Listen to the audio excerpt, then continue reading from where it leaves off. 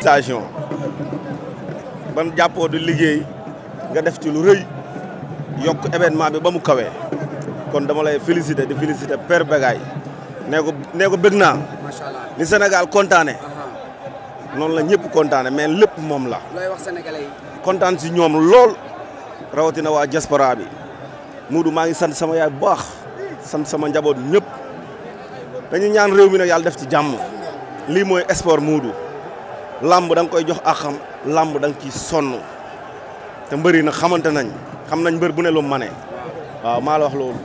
kon donc journée Assane Ndiaye mën nañ xaar lu mel nii. non lu ko dàq Modou man du ma yëg di wàcc.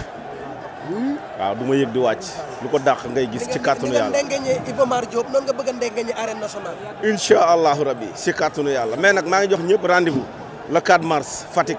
waaw drapeau Matar Ba. lutte simple. lutte simple ñu ànd ci ak 2STV liggéey ci. 5 millions lañ fa teg.